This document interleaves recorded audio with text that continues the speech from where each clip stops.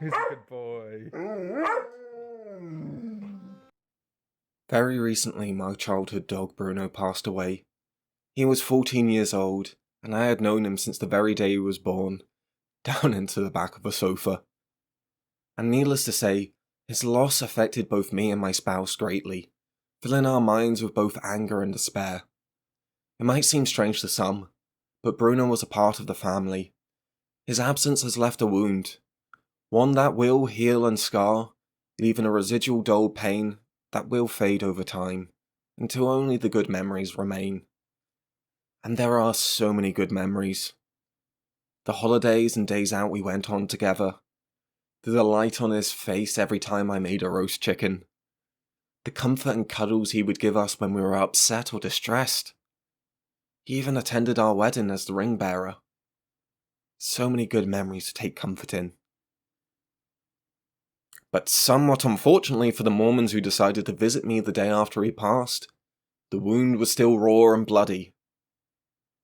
So when they came knocking at my door, I greeted them with anger and contempt.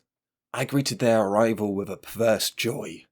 Yes, I thought to myself, a target upon whom I can vent without guilt, an opportunity to release all these pent-up feelings, on targets deserving of my wrath. And to further condone my actions in my mind, this was not their first, but their second visit. These same Mormons had appeared at my door for a brief time before. I had also been in a bad mood that day, though it was nowhere near the levels of the second unfortunately timed visit. The words I said to them amounted to, "Go away, or I will give you a crisis of faith," before closing the door upon them. Then they returned, the day after Bruno passed away, on a day where I was almost incapable of properly regulating my emotions. Two thoughts crossed my mind upon seeing them. I did warn you, and, in Tim Minchin's voice, in for a penny, in for a pound. Then I dove straight into berating them over their religion. I began to recite facts from the top of my head about the origins of Mormonism. I made fun of them for not understanding how scripture was transmitted down the centuries. I called them dogmatic, and implied their stupidity with every fresh sentence that spilled forth from my mouth. But the way we say things has an impact. My intent was not kind, and therefore neither were my words. On a different day, I like to think I would have approached this situation in a different way, and talked to them like human beings. Instead, I let my anger get the best of me, and likely helped solidify the beliefs of these young men in their minds. You see, I suspect that's one of the reasons why young Mormon missionaries are sent out in the first place. Not just to proselytize and to convert, but to also generate an us versus them mentality.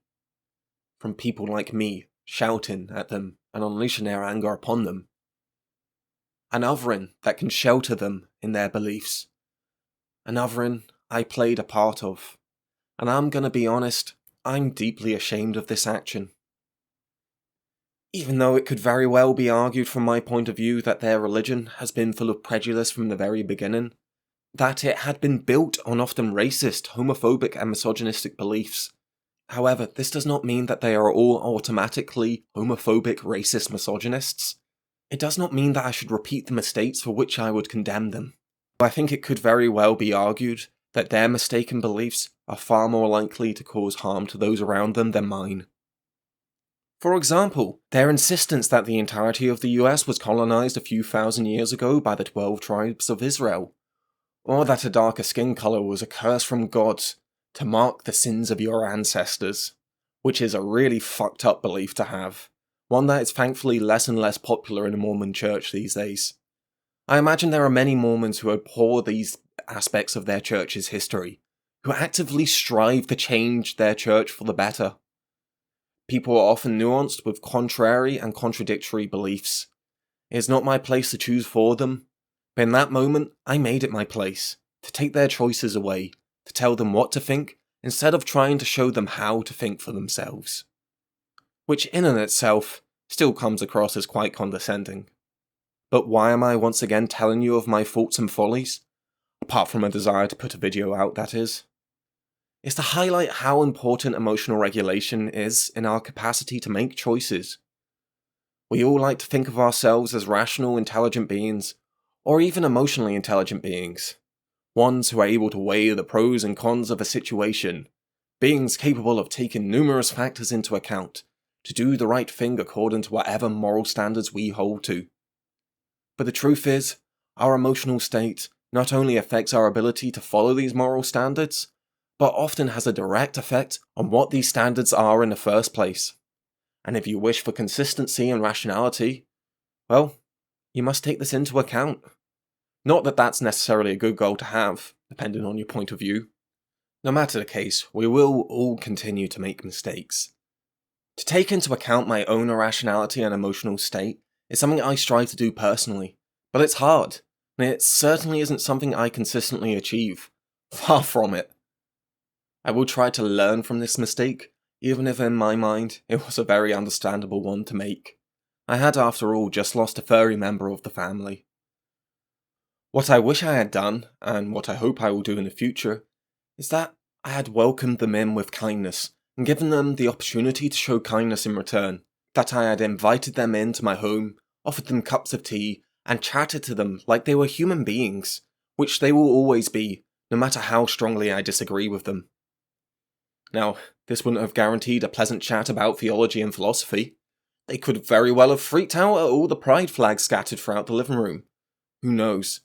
I certainly couldn't have said for sure, and probably should have given them a chance. Instead, I used them as a target upon which to vent my anger.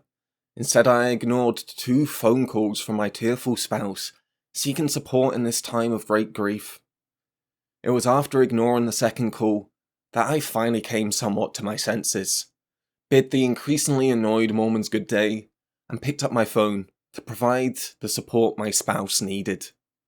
Which is what I should have been doing in the first place. It took me a while, but I did get there in the end, which I think is an almost universal human experience. We make mistakes, we fuck up, and sometimes we learn from those fucks. I hope some of you are able to learn from mine, and if not, I hope this story was at least entertaining. This has been Jay from Dunning-Kruger Philosophy. Thanks for watching, feel free to like or subscribe, and I hope to see some of you again very soon.